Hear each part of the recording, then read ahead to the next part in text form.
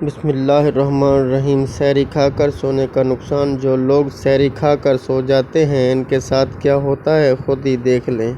سحری اگر نہ کی تو روزہ رکھا جا سکتا ہے یا نہیں؟ بسم اللہ الرحمن الرحیم۔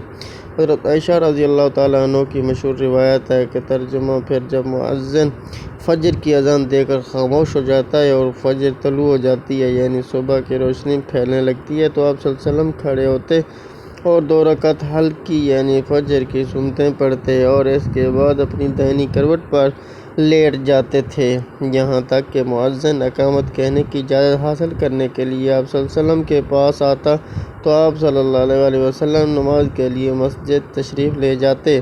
حضرت عثمان رضی اللہ تعالیٰ عنہ سے مروی ہے کہ آپ صلی اللہ علیہ وسلم نے فرمایا، صبح کی نماز کے بعد سورج نکلنے تک ذکر خدا میں لگی رہنا رزق کے اصول میں زیادہ باعث نفع ہے، اس بات سے کہ طلب رزق میں دنیا کے کونے کونے میں پھرتا رہے۔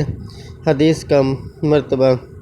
موضوع صحت میں ابو داؤد سلیمان بن عمر نخعی ہے جو کذاب ہے۔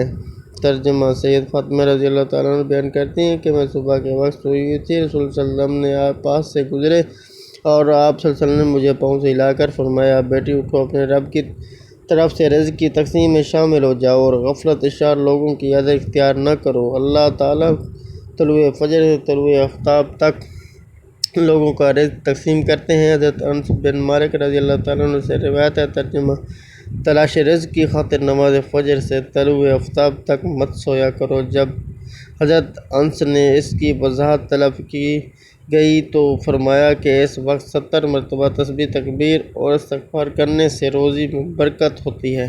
حضرت علی رضی اللہ تعالیٰ عنہ کی روایت۔ ترجمہ: زمین کی سطح پر کیے جانے والے 3 کاموں کی وجہ سے زمین اپنی تکلیف کا اظہار کرتی ہے: ناحق خون بہنے سے، وہ غسل جو زنا کے ارتکاب کی وجہ سے کیا جائے، اور طلوع آفتاب سے پہلے سونے سے۔ حضرت ابو دائل فرماتے ہیں کہ ہم صبح کی نماز پڑھنے کے بعد حضرت عبداللہ بن مسعود رضی اللہ تعالیٰ عنہ کی طرف گئے اور دروازے سے سلام کیا تو انہوں نے ہمیں اجازت دے دی، مگر ہم تھوڑی دیر دروازے کے ساتھ ٹھہرے رہے تو ایک باندی آئی اور اس نے کہا کہ تم اندر کیوں نہیں داخل ہو رہے ہو؟ تو ہم اندر داخل ہوتے ہوئے حضرت عبداللہ بیٹھے تسبیح پڑھ رہے تھے۔ انہوں نے فرمایا کہ تمہیں کس چیز نے اندر داخل ہونے سے روکا ہے جبکہ تمہیں اجازت دے دی گئی تھی؟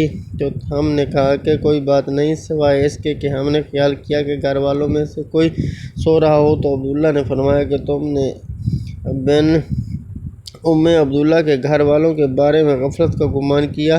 راوی نے کہا کہ پھر حضرت عبداللہ نے تسبیح پڑھنی شروع کر دی یہاں تک کہ پھر خیال ہوا کہ سورج نکل گیا ہے، تو باندی سے فرمایا کہ دیکھو کیا سورج نکل آیا ہے۔ متعدد روایات میں ہے کہ اللہ تبارک تعالیٰ صبح صادق سے لے کر طلوع آفتاب تک مخلوق کے لیے رزق تقسیم کرتے ہیں، یعنی وہ جو لوگ اس پورے وقت میں غافل رہے وہ رزق کی برکت سے محروم رہتے ہیں۔ اس حدیث سے یہ بات معلوم ہوئی کہ ممانعت صبح صادق سے لے کر طلوع آفتاب تک پورے درمیانی وقت میں سونے میں ہے اور اس وقت سونا غفلت شار لوگوں کا رویہ ہے۔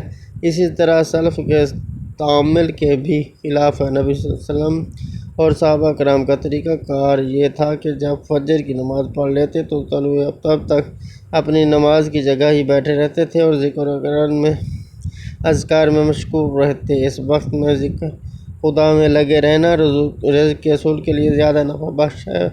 آج ہمارے معاشرے میں یہ ٹرینڈ بنا ہوا ہے کہ نوجوان رات کے 2 بجے 3 بجے موبائل، فیس بک، واٹس ایپ اور ان سب پر لگے رہتے ہیں، پھر ان سے صبح کی نماز بھی قضا، دوپہر کے 12 بجے 1 بجے تک وہ آرام فرما رہے ہوتے ہیں، اور پھر گھر میں ایسا کوئی بھی انسان نہیں ہوتا جو انہیں ایسا کرنے سے باز رکھے۔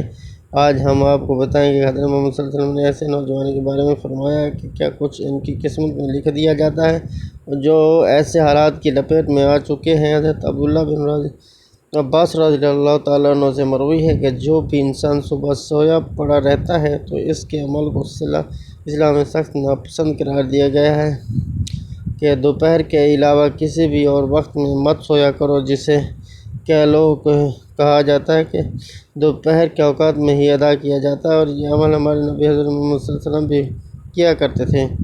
کیلو کہ وہ